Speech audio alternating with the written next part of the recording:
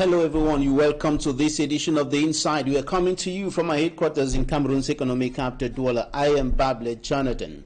When we talk about women and young girls today in Cameroon, a question immediately pops up. Are they safe? A question difficult to answer with all certainty. However, civil society leaders, right defenders, feminists, gender-based or gender activists will be very categorical on this, and they will say they are not safe. Women and children are no longer safe in Cameroon. Some will go as far as saying that Cameroonians are not safe with regards to the rising rate of ills in the Cameroonian society today, and they will be pointing to issues of what is considered today as an attack against women and girls in Cameroon today, referring to gender-based violence, femicide, sexual abuse, trafficking of young girls and women who have fled violence in the crisis-stricken northwest and southwest regions, and also the far north region of the country. And today we are looking at these issues. We are also exploring the world of women in leadership, their challenges and successes, and most importantly, what should be done to enhance the protection of women and young girls in Cameroon today. Meet our guest in some few seconds.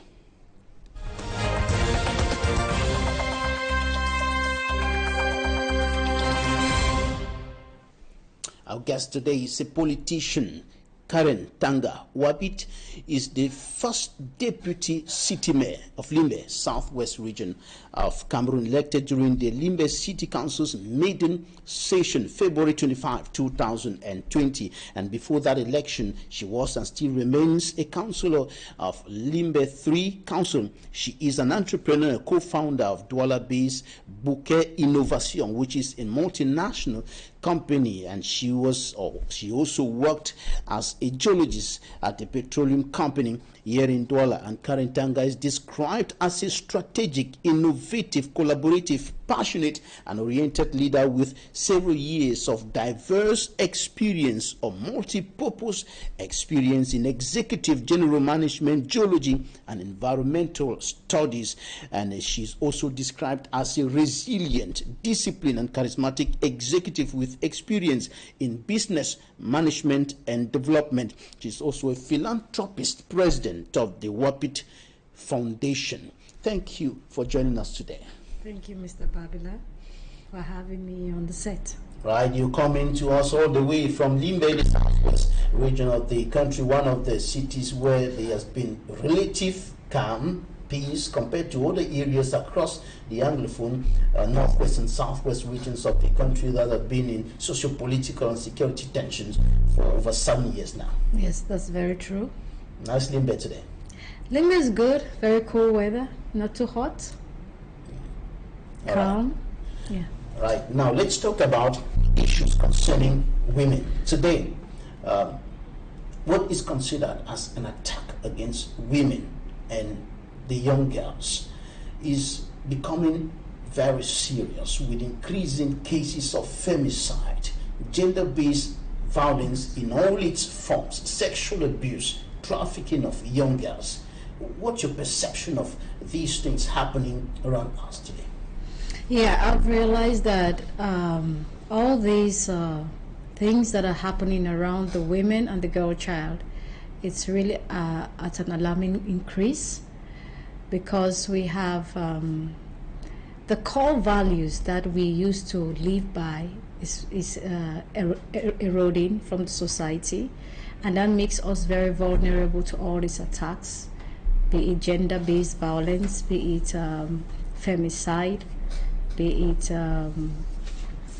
work-related issues. So that is where I think I can draw my inspiration from, that it is all based on what we have as core value, which has been taken away or practically covered by those in the society. Moral decadence. Moral decadence.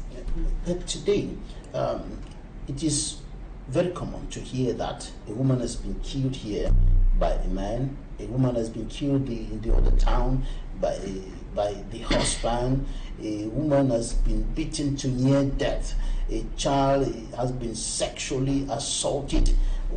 What explains this sudden increase in these activities, even though civil society leaders have been kind of talking and preaching some of these values that you're talking about, but the phenomenon seems to be gaining grounds? As I said, everything starts from the foundation of the family. And if you look at what we know as the family of today, the background of the family is not what we are experiencing today. Like I would say, by example, what we had as our parents, what they had as values before, is not what we instigate in the children today. We put up with children today, and because of that, when the foundation of the family is broken down, everything in the society breaks down. That is where you see gender violence comes up, because we grew up knowing that for a man to raise his hand on a woman, it's taboo.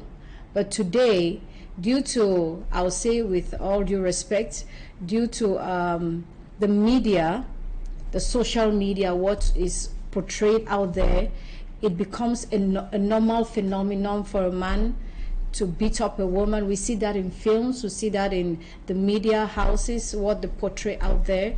And it takes roots in the minds of the young girl and the young woman, that, or the woman, that it is normal to face this kind of things. It's not something that is out of the ordinary. So gender-based violence, due to family values that have eroded, becomes the core, the foundation of where everything begins. The society has fallen apart. Values are being shifted on the side. Our values are, as you say, moral decadence is reigning everywhere. And because of that, we don't know where we are moving forward as women or as a girl child, because the men don't know where to have the balance again. The family does not know where that balance is supposed to sit. What about the influence of culture? Because the African society is generally patriarchal, and in this perspective, young boys or children who are growing up in the house, generally there is this perception, there is this idea of the boy child being superior to the girl child, and so some grow up with this mentality of I am the man. I mean, the man in the perspective of not just a male, but in like action, some kind of bold in action, and they grow up with this mentality which could possibly influence some actions that lead to femicide and all of what we are talking about. Yes, as society, we are Africans, and the African society is mainly patriarchal, as you say. But then, if you want to compare with that, look at how our parents, who actually had those core values of what a family is supposed to be by their faith, be it which a religious faith that they do follow, and they never had that issue of the man is considered the head of the family, which is no dispute. But how do you treat the woman? The woman is considered the weaker sex, is considered the helper, is considered your helpmate. But the men, the young boys of today, don't even know those values. They are not, they don't inculcate those values in themselves. And their parents, when I say the family is the foundational issue, is how many families do we have with both mothers and father involved in the bringing up of a child, be it a boy child or a girl child? Now, in the sense of a girl child, we are more vulnerable beings, and we need that constant care, constant follow-up, and mothers are hardly there. The majority of them are always at their work, and the girl child grows up being learned by what the peer pressure, by what she sees out there in the society, by what she learns by herself. It's all about, it's what you know by yourself. It's not what your thoughts at home. How many girls or how many boys are taught values at home is where we have the problem. Parents failing in their duties. Yes, I would say that with all assurance that us parents, as a mother, we are failing in our duties. We are allowing the society out there, we are allowing friends, we're allowing teachers, we're allowing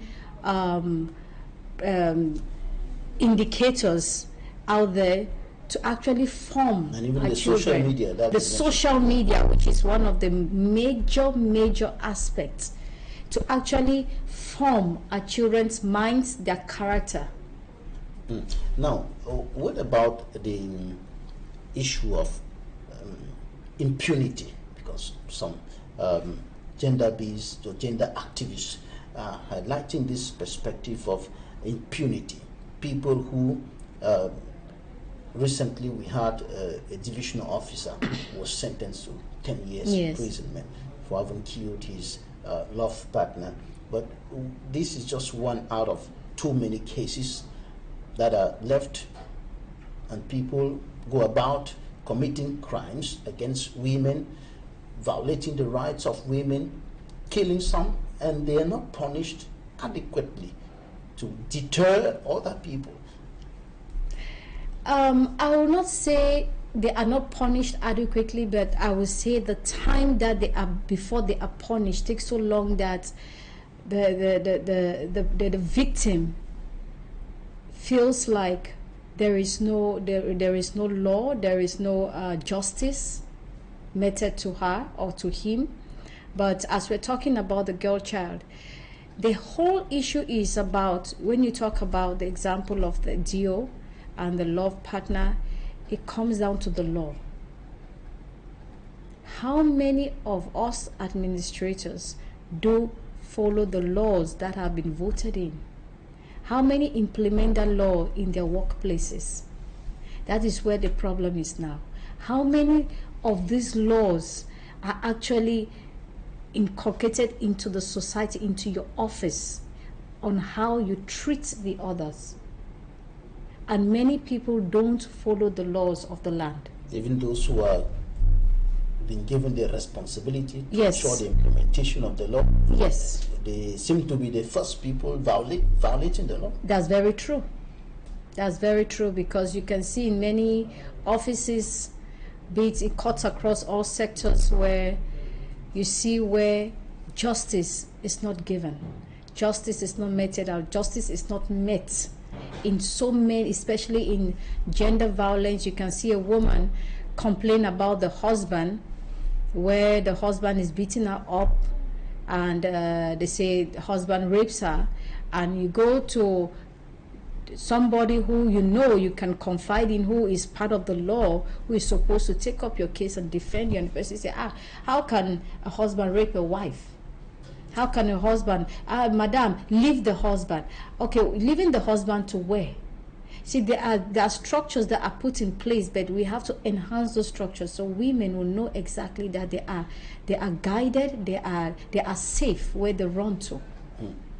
And that takes us to the issue of educating the society, because many seem not to understand, for example, the fact that if you force your wife to have sexual intercourse with her, you're raping her.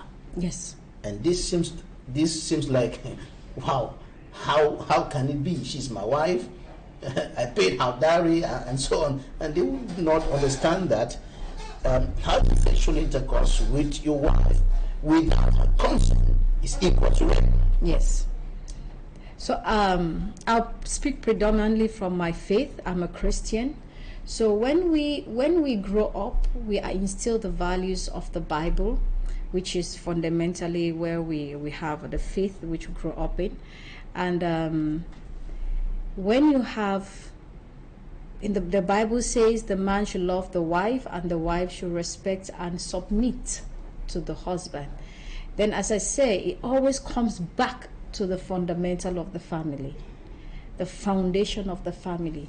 When the family is broken, when the husband and the wife cannot actually be guided by the principles of what they believe in, what they were groomed and they were brought up in, it brings up fragmented children children who don't know their left from their right. And because of that, it's a continual process. You know, children give birth to children, and the society becomes more decadent, and the values are lost. And you see, women are not. I come from a predominant society, community where we are fishermen and farmers, and they have to constantly sensitize these women that these things are wrong. These things of your wife, your husband, forcefully having sexual intercourse with you is wrong. But then, okay, identifying the problem is one. Who do you report to is another. Now, when you report to that organization or to that institution, is justice going to be meted out? That's another question. Okay, if justice is meted out, how long does it take for justice to be meted out? That is another question. So it's a whole chain that if one fails, everything fails. Everything comes crumbling down. Right. Another question today is about the women themselves. They seem to be very much silent. Many women are not talking. All the fellow women maltreated, tortured, killed, raped, but the women themselves seem not to be talking. They seem not to be taking some actions, except for some few civil society leaders, right defenders, feminists, activists, many of whom are not even talking that much with regards to the gravity of the situation. And another issue is about those who, let me say, the survivors. Most of them are more or less closed up on themselves. They wouldn't speak out. Yeah.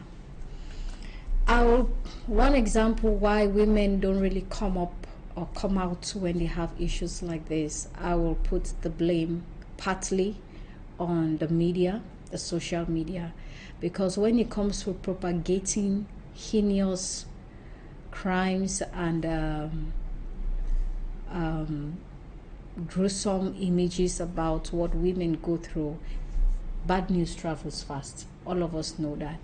But then, how many of these social services, how many of these organizations and institutions, when they have a success story, how many of them go back to that social media to propagate that this is a success story? So you see, most women see what is shown on TV or read on social media, and it brings fear to us, into our hearts, that it's more of the bad is taking effect, the bad is taking the center stage, not the good. And every woman, or most women, will say, I don't want to become a victim. If I report, I'm instead exposing myself to that bad. But then I wish that more of the societal organizations, female-based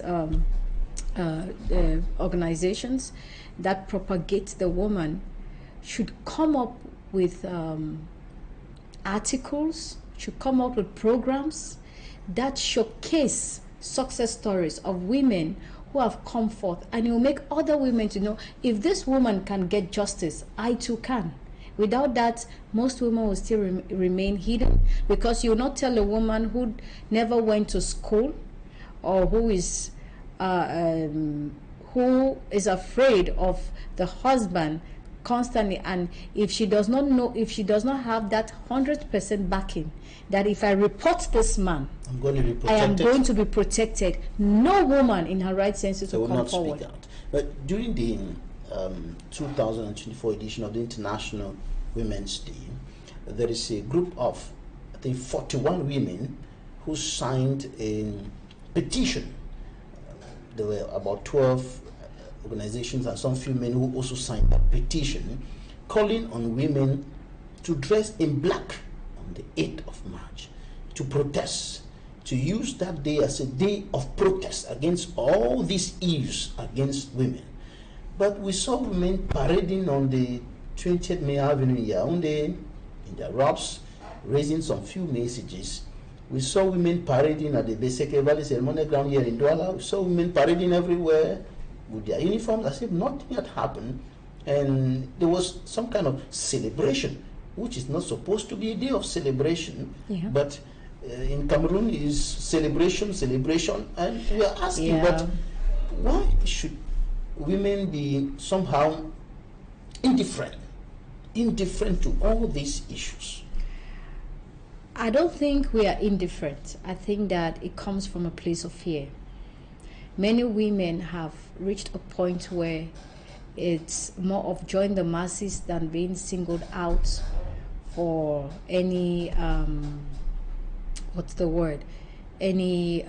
direct confrontation. And as I said, it's all because of what the social media and has been propagating out there of what will happen to a woman if a woman comes out to seek for justice. And yes, I applaud like those. A kind of hopeless situation. It's a hopeless situation. Not really hopeless, I'll say. Not total hopelessness. In the way it is presented. Yes, but if we can change that narrative, if we can show the women that justice will always prevail, and justice will not take you 10 years to prevail, you'll see that if all women want to march in black, all of us will march in black. It will not take just 41 women to march in black to protest against everything us women are suffering from. Right. Now, another issue about women is human trafficking. There are quite a good numbers. There's a good number of young girls and women who have been subjected to human trafficking. They escape violence from the northwest and southwest regions. Many of them are here in Douala, in Bonaberi, particularly in the Douala 4 subdivision. Many of them are in other cities like Douala, Bafoussama, and so on. There are also many women and girls who escape Boko Haram violence in different parts of the far north region, and they are seeking refuge in different places, and many of them have been subjected to human trafficking. They are being used for financial gains, so to speak. Some are even being used sexually. They have been turned into sexual objects for financial gains. You are an authority. What do you say about this? I condemn it at the highest level. As a woman, I will not imagine myself in such a situation. As a mother, I will not imagine my girl child to be in such a situation. As an administrator, I cannot imagine another girl going through something like that. I condemn it in all levels. And yes, the war, the crisis between the Northwest and the Southwest when you say it has brought to light a lot of things. Not that before there was no trafficking of a girl child or the women, but the rise of it, the number of girls that have been trafficked. In Limbe, you say in Limbe we have a lot of IDPs, internal displaced people. Majority of them are women. And when we see such situations, or when we come across, most of them don't want to speak because they're afraid. But then you have to engage them. You have to make them open up to you that this is what they are going through. And that is why I want to applaud the government for bringing up the gender desk in all the police stations where women can report cases like that, and it can be followed up using the law. But after reporting, what happens? What next? What next? That is what I ask. So as much as the government is doing their best, I really want to applaud them for that. I ask the question, after reporting, where do they go from there? Where is the security that's given? They will not sleep at the police station, neither the gendarmerie. So where do they go? Are they going back to their traffickers? Are they going back to the streets to continue the work they have been subjected to? So in a nutshell, more should be done. Should be done. More should be done. All right. We're going to take a look at what the newspapers reported this week. And after the press review, we are exploring the role of women in leadership, their successes and challenges. Stay with us.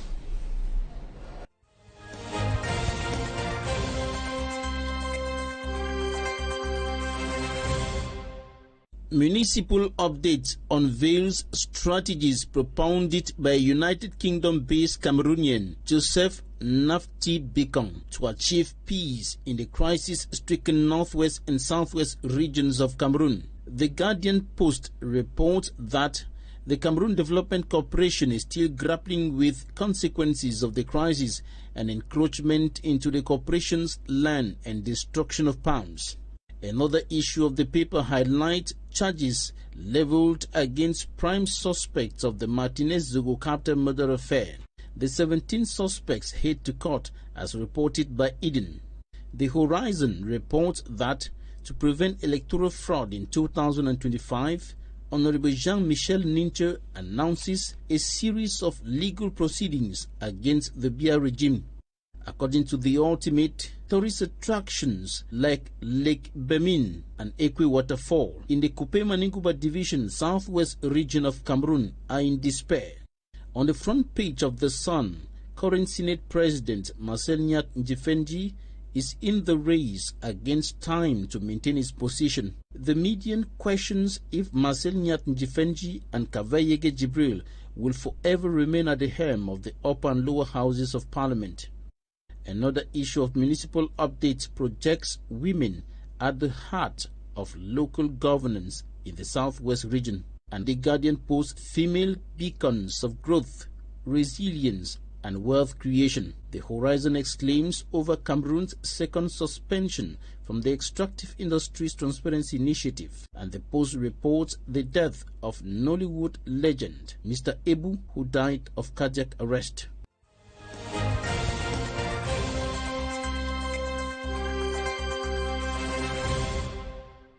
Thank you for staying with us. We are still with our guest, the first deputy city mayor, Limbe, in the southwest region of the Republic of Cameroon, Karen Tanga. Now, you are a leader in different spheres, in the entrepreneurial world, in the political sphere. First of all, before we talk about your leadership as the deputy mayor of the city of Limbe, and as a councillor, before we get to that, tell us a little more about how you're managing to thrive in the entrepreneurial world, knowing the challenges that women have in that perspective, being able to balance up duties as a wife, as a mother, and the duties as an entrepreneur, as a leader, and all of that. I would say that first of all, you have to believe in yourself, of what you're getting into, what you want as a goal. Also, I want to say, when you have a very supportive husband, it catapults you to the next level, because then you don't have to, it's all about partnership. It's all about partnership, because as a mother, as a wife, as an entrepreneur, as a politician, an administrator, it's cumbersome sometimes. But when you have that man beside you, that's why I still come about family values. You know, you're not fighting with the man for dominancy. What you do, you appreciate the support he gives to you in all these areas, and he spurs you on. And a man who appreciates women will applaud the wife or the woman when she gets to another stage, to another level. And that is exactly how I have managed in all these areas to be what I am today. As a deputy mayor in the Limbe City Council, you were elected during the maiden council session of the Limbe City Council. That was on the 25th of February 2020, and you came up to the position of interim city mayor after the passing away of the former city mayor, and later on elections were organized, and a lot of things happened, and there was kind of an outcry on your behalf. I even received some of your fellow women who were so bitter that something happened, and you were kind of pushed aside. The woman that had been there was pushed aside. Tell us what happened. Okay, my story. As a woman in leadership, the challenges I faced from the time I was voted in as First Deputy City Mayor, 25th February 2020. It is still a joyous day to me. It's not something I regret.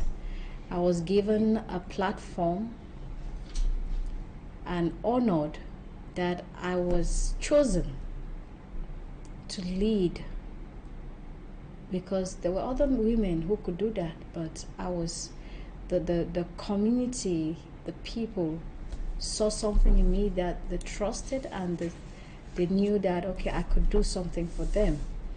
And after being voted in, as I said, there are some men who cannot swallow the fact that a woman can be above them administratively or politically. And that's where the challenges started. At home, the woman is submissive, but when it comes to the political arena, the woman can be your boss. And some men really cannot take that. Because, as I say, it all comes from the grooming, from where they come from, and their upbringing. And that's where I started having a lot of tussle with the late city mayor, who was a very seasoned politician. I learned a lot. Notwithstanding that, we're leaving the era of the government delegateship to city mayor, which has the law of decentralization governing us. And there were some changes that, anyone who has been in a place for long has to adjust to.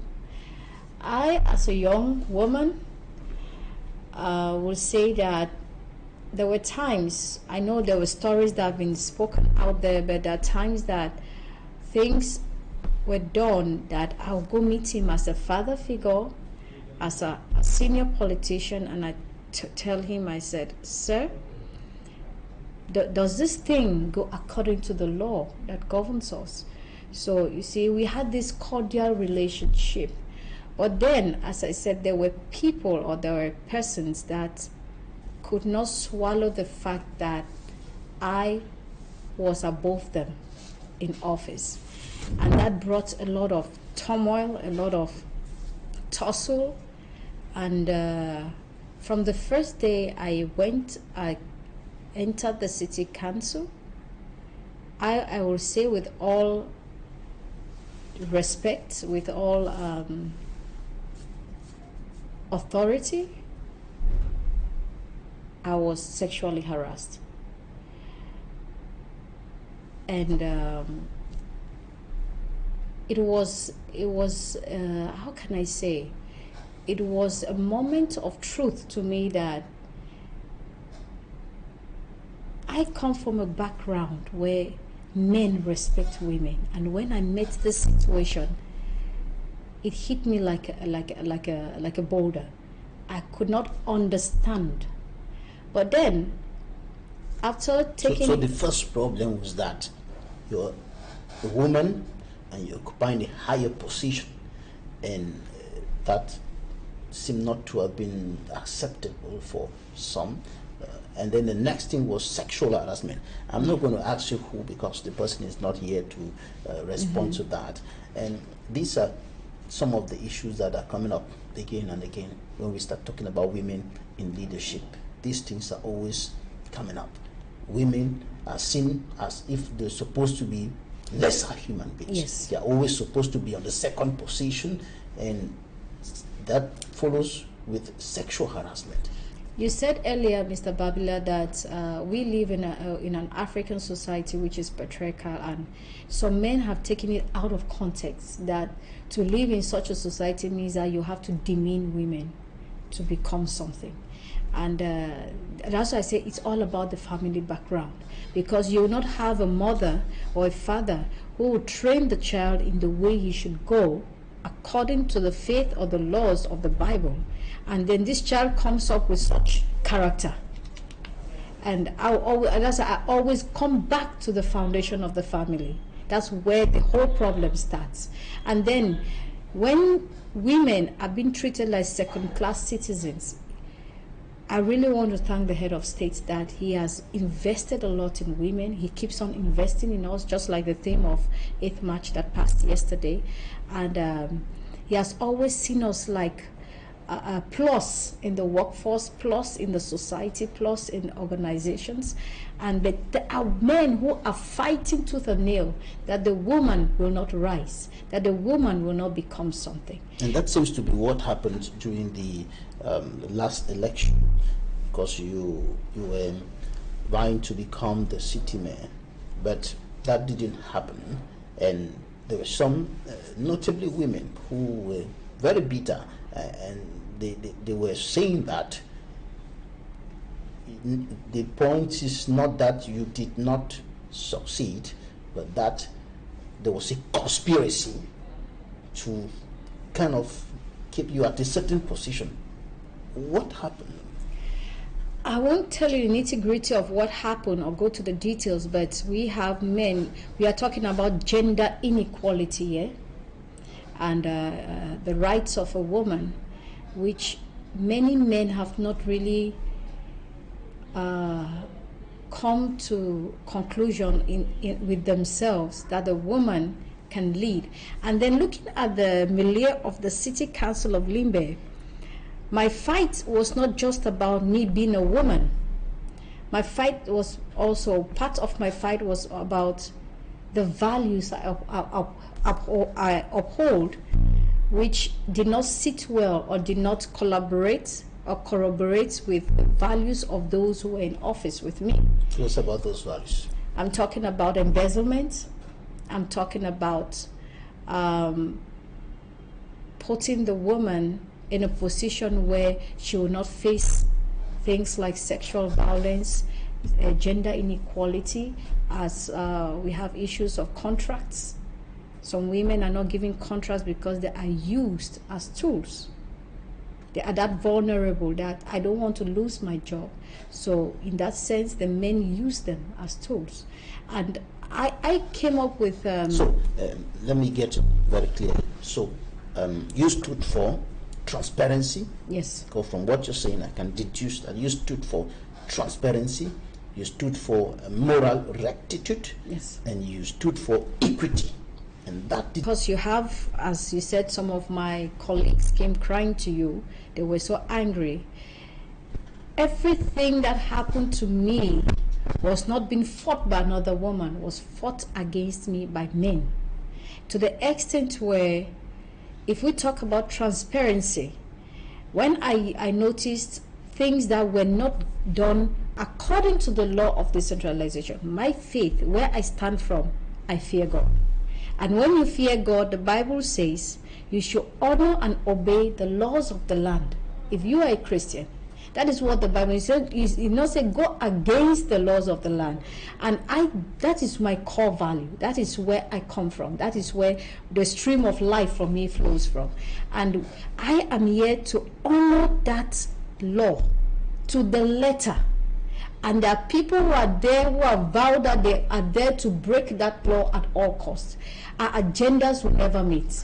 And then when you put a woman like that in position, authority above them, they will do everything to fight that person.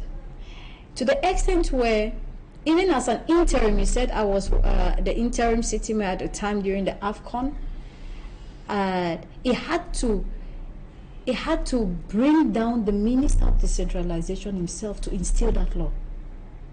It was not something smooth sailing like where other councils had, if the vote holder dies. It had to bring the minister down from Yaoundé to come and instill a law that has already been voted in. And it did not end from there. It had, even after instilling the law, because they don't want me to make the changes which you have just said here, noted out here, transparency and the likes, they had to go to the extent of the former SDO, Senior Divisional Officer, bringing out a prefectorial order telling me that as a city mayor, as an interim city mayor, I cannot do any changes, which is against the law. Just as I say, I have asked for transparency, I've asked for equity, I've asked for the council to be run according to the laws that govern us. At a certain point in time, you didn't have access to your office. You were there was a lot of barriers that were raised around you, kind of preventing you from taking part or doing what you're supposed to do, even as deputy city mayor. Can you tell us more about that? Yes. Yes, my office was sealed for 10 months and a week. My office was sealed illegally with crossbars by my collaborator for issues till date I cannot place my hands on, which is all outlawed, and my rights were curtailed as a city mayor, meaning that I was even banned from signing birth certificates. I was banned from hosting marriages. People come to me, madam, I want you to marry me and my husband, and he'll say, no, you're not doing it. My secretary was issued a convocation. I was told not to park my car at the level of the city council, in the premises of the city council, and much more was done against me, all because I remember when I was interim and I called all the city councillors, who, by the way, majority of them have been compromised, and I told them, I said, there's a lot of embezzlement that is happening in the council of Limbe, City Council of Limbe, and I want, with their permission as the board, to call on audits, the state audits, to come and audit us. Let us know what and what. We complain we cannot pay workers, we complain this is not there, we complain that, but I know there is something. I've seen the trend. Can we and I remember in a meeting, one councillor got up, city councillor, and said, madam, don't you dare, a male city councillor, don't you dare. And this is a platform I also solicit to the states, that I'm still calling on state audits to come to the City Council of Limbe. What are the proofs that you have that there's embezzlement? I'll take, for example, management of funds in the city. I'll take, for example, like what happened at the level of the markets.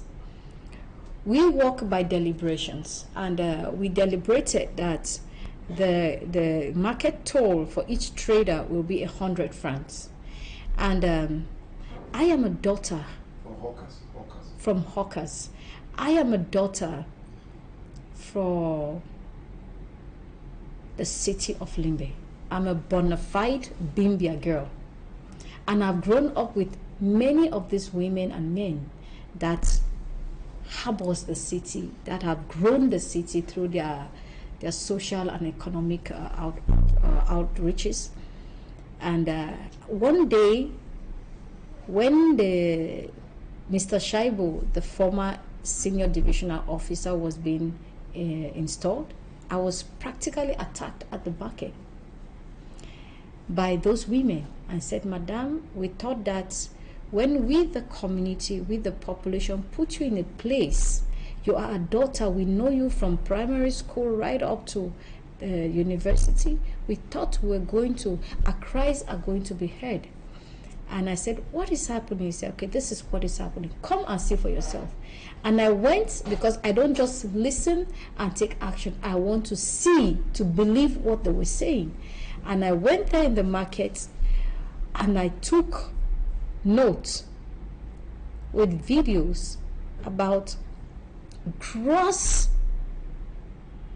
mismanagement and gross embezzlement happening at the level of the market with hawkers.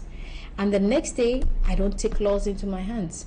I called the police, and they came and they caught the guy who was extorting from the market traders and hawkers 1,000 francs every day instead of 100 francs. They caught him, we say in French, flagrant délit. Caught him red-handed and was taken to the police station. And later on, while I was about to go make my official report or complaint, that guy was released. On whose order was he released? By the order of my collaborator, the city mayor.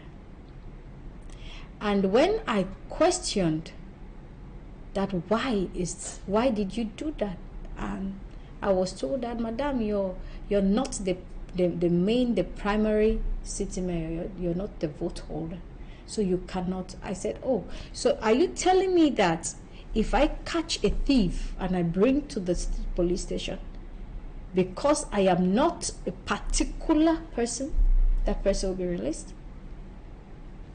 And to even go further, even when I had my complaint and I went that my, every council has the correspondence office, a courier office, and I went that my correspondence will be referenced. I was told by the staff there that they have been ordered that they should not reference any letters from me. Now that is where you talk about conspiracy, because they don't want any proof. That's what we talk again as you talk. That's one level of embezzlement we're talking about. And when I went back to the traders to find out how long this has gone on, they told me, Madam, this has been going on for 2 years. That this boy comes and collects 1,000 francs from us without even giving us tickets. Even the tickets for 100 francs was not given to them. And you see, in situations like that, those who have benefited from such trade will not be happy that I'm exposing things like this. But this is my core value. I will not be in a place where the law is adamantly put on the side, is broken, and I sit quiet. It is not in my character.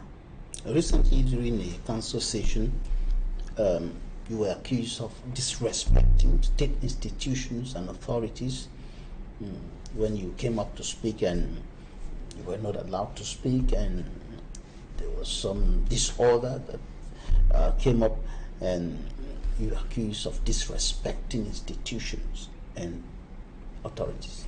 How can I? But the question respond to that. How can I disrespect when the law was not upheld? Is it the law for a collaborator to seal illegally the office of another? It is against the law. So where is the disrespect from? How can you hold a budgetary session where the first deputy city mayor was not called, was not invited, no budgetary document for me to peruse through the budget was handed to me? I was practically wiped out from the city council, which that was just one of it. You're talking about the midterm expenditure framework. The second deputy was called, given a role to play. I wasn't even invited to that. And other subsequent engagements of the city council, which I had not been called upon. I've been sidelined. And I'm talking because this is something that happened yesterday. I'm talking to like yesterday, that the 8th of March, I'm one of the mothers of the city. As you know, the first deputy city mayor, the only female city mayor in the whole of Limbe. And a Women's Day is coming up, and I was not given an invitation for that engagement, for that the activity. I was not given an invitation. I was not even given the women's wrapper, as you say. I was practically sidelined from everything concerning the Women's Day of yesterday. So what is the state of affairs now as far as your office is concerned? Do you have access to your office now? Are you still deprived of your responsibilities? Are you still hindered from performing your responsibilities as the deputy city mayor? I was called upon by the senior divisional officer, Mr. Mekala, that my office has been opened and supposedly open, which has to go through the process because the bailiff has to do all that which has to be done for it to be open. It took 10 months, a week, for that to happen. This is what I call, is that justice? If you talk about my rights and amenities handed over or given back to me or reinstated, I don't know.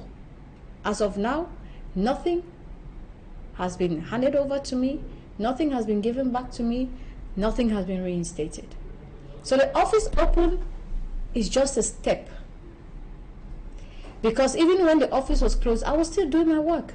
My work does not limit me only to my office. The works limit me to the community. My work it expands me to the society at large. Because I'm in charge of, according to deliberations of the city council, I'm in charge of the youth, I'm in charge of socials, and I'm in charge of education. Does that confine me to the level of my office? No. I'm more in the field and more in the office. All right, now. But what? This, before you continue, but this is a show of machoism. This is a show of power against a woman. Because I'm a woman, this has never been done to the second deputy city mayor. He is a man. He has all his obligations. He has all his rights with him. He even has a whole secretariat to himself. He has an office and a secretariat to himself, which I have never had.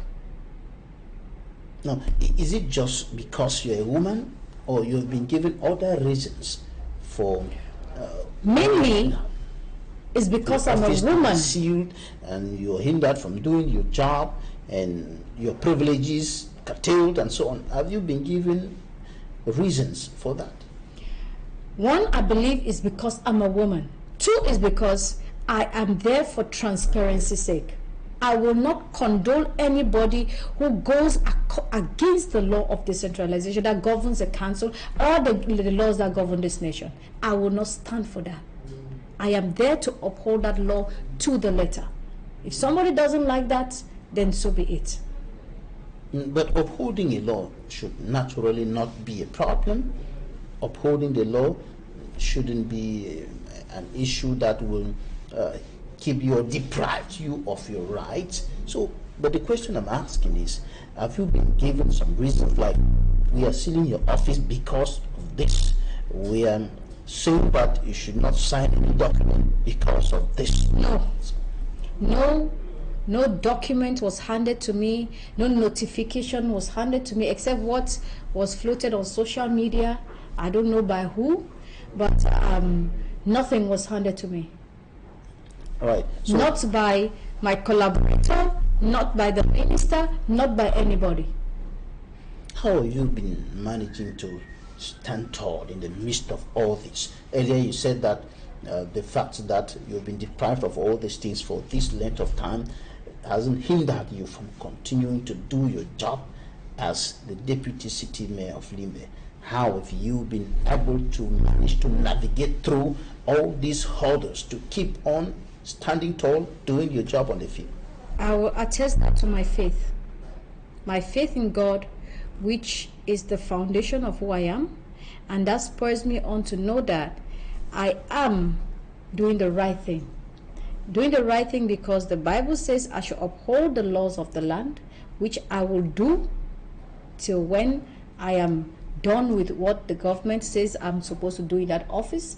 And to know that the government, I took an oath before the court to uphold this law. I did not take an oath before a man. It's before the courts and the nation of Cameroon and the people of Limbe, the community, the population, are the ones who put me where I am today.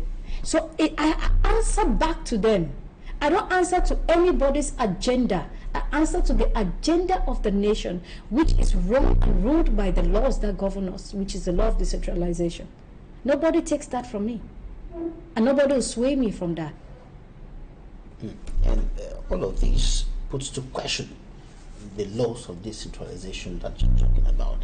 There seems to be loopholes in as far as the implementation of that law is concerned, Yes. with regards to the transfer of power, because all of these rotate around power tussle, rotate around issues of who is controlling what, who is doing what, and so on. It's not, I don't think I'll coin it under power tussle, because after what happened during the elections, the re-elections, when the late city mayor died, Mr. Mutanga Andrew, God rest his soul, if there was one councillor that voted for the collaborator who is not the vote holder, I was. I saw somebody that we could build together, the city of Limbe. There's nothing for me to gain if the city is in disarray, if the city is in turmoil, if peace does not reign, if development does not come to Limbe. What do I gain? That is my village. Limbe is my town. Limbe is where I grew up. Limbe is where as we say in African, that's where my umbilical cord is planted. So what do I gain when Limbe does not go forward? That is a question. So it's not about any power tussle. I have no power tussle with anybody. I believe in what I can bring to the table. If you want to use me as an enhancer, you get me, and it will help to build the city. But if you want to fight me, then it will be at your own detriment, because there's nothing you gain in fighting me. I have a lot to offer for my city. What have you been doing to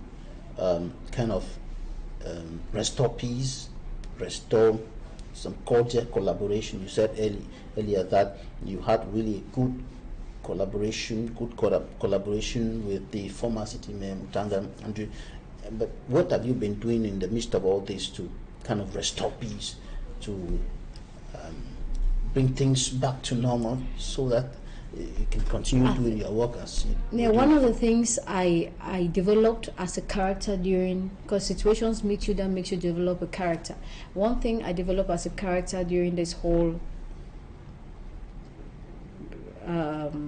episode is to be calm in the face of adversity, and to believe, though sometimes I almost give up, to believe that justice will take its course and will come to the point where we'll rejoice in it, because evil can never override or come over good. And the things I have been doing for my city, especially for the women and the girl child, is to promote them in my own little way. I have IDPs that I'm doing the best I can do to provide them with equipment that they can use to sustainably enhance themselves, be it in their different spheres of work. I have done that for the youths in the community, the IDPs, where I can if they have no work to do, I give them land that they can go farm, so that it occupies them. They can do something with their lives than sit and allow other things to come and crop up and destroy them. I have also put a fight up against drugs, which had become an epidemic in Limbe. And I'm seeing, I'll say with all transparency, I've seen a drastic decline in the youths that those who intake drugs, those who consume those drugs. And I've seen women becoming more aware of who they are, what they can do, and how they can transform their communities. All right, I take this from you. You almost gave up, but you didn't give up. Yes. That's why you're still there today. And I just want to tell the women who are out there listening to us, never give up until it is over. We're going to take a short break. Time for us to take some few interviews, and we'll be right back to talk about what should be done to enhance the protection of women and the girl child in Cameroon.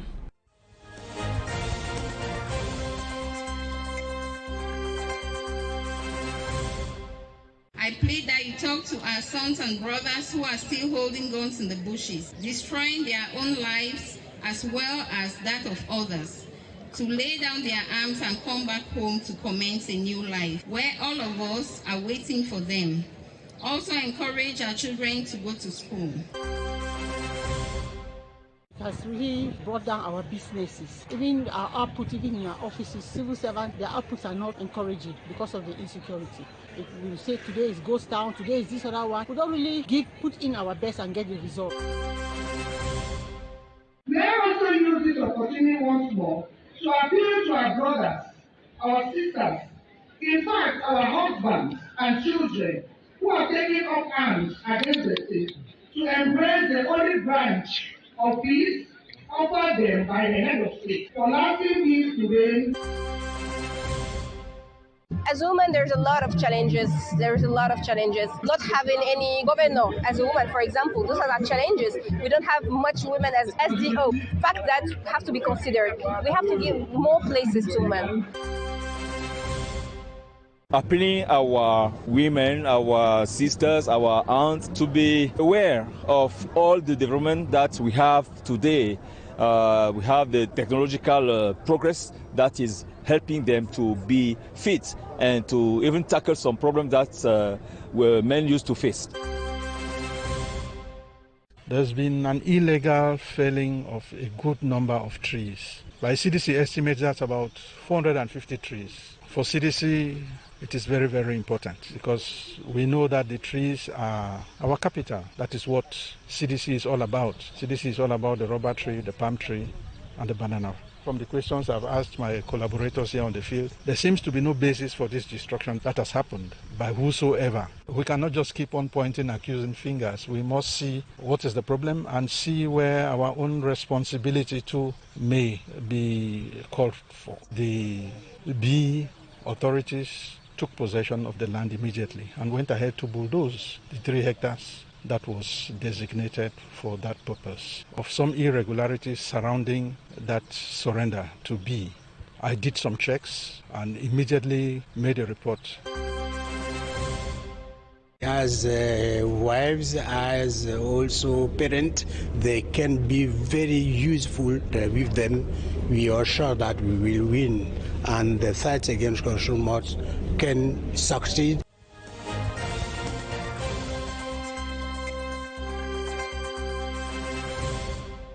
Welcome back. Those were interviews of the week. Now, I want to look at what should be done to enhance the protection of women and girl children in the country in the face of what is today qualified as an attack against them with the issues of gender-based violence, femicide, sexual abuse, and others. Now, what do you think can be done in this perspective to ensure that our mothers, our sisters are safe? For our mothers, our sisters, our daughters to be safe, the woman should believe in who she is, should believe in the process of all the laws that govern that land or that community, the laws that have been placed down for them through sensitizing them, because most women don't know their rights. We're talking about rights here. Most women don't know their rights. I wish that our mothers, our sisters, and daughters should go deeper into searching what their rights are as a woman, as a mother, as a youth, as a girl. It will make them to understand what they can do for themselves to fight against, be it gender-based violence, be it inequality, be it sexual harassment, be it femicide, be it equal rights, whatever it might be. All of these things, if the woman does not know who she is, it poses a problem. Secondly, for us who can help, I'm talking about women now who are in positions to help others. Positions of leadership. In positions of leadership. can we come together as one, find out programs which can sustainably enhance these women who are lagging, whose hands are too short to reach, who cannot cater for themselves. I'm talking about girls who are being trafficked. Know that there is a woman who is willing to help you. Do not think that there are women who will just turn their backs on you. There are women, when you talk about your problems to them, or you talk about what has happened to you, they will not use you as a point of demeaning you, that you have lost your value. No, it's that it will be used as a point to enhance you so that you can cater for yourself. Most women, after going through what they have gone through, even when the laws take its course, when they are left back into the society, they are very vulnerable. They might fall back into the practices that they are struggling to get out from. So we sustainably enhance them. We can also use, we can also educate them, put them in different spheres. We have what we are trying to do now in the community where I come from, in Bimbia. We're trying to build an adult literacy school for those who cannot read or write. This will make a woman to have confidence in herself, the girl child to have confidence in herself. Okay, there's a family code that has been hanging in the air, and there have been calls for that code to go through the parliament, for it to be adopted and promulgated into a law so that it can enforce the protection of women and the girl child, the family in general. What do you think about that? Should it not be an emergency? Should it not be an issue that should be taken with urgency to push it through with regards to what has been happening in our society in recent times? I think it's past the point of emergency. It's where it's an urgent move that this law is put in place, is passed, and is implemented, because laws are voted in, the majority of the time they are not implemented. But we are calling on those who are supposed to vote these laws in, please, for the sake of the girl child, for the sake of the woman, for the sake of the society, because women are givers of life, we are pleading that this law is put in motion, is voted in and implemented, so that many girls, many women's lives are being spared. Right, thank you so much. Darintanga Wapit, first Deputy Mayor of Limbe, Deputy City Mayor of Limbe in the Southwest region of Cameroon, entrepreneur and philanthropist. Thank you so much. Thank you, Mr. Babila. Thank you so much and the team of Equinoxe TV. Thank you. Thanks, ladies and gentlemen, for staying with us. That's it for today's edition of The Inside. The rebroadcast will be coming up on Friday at 5 p.m.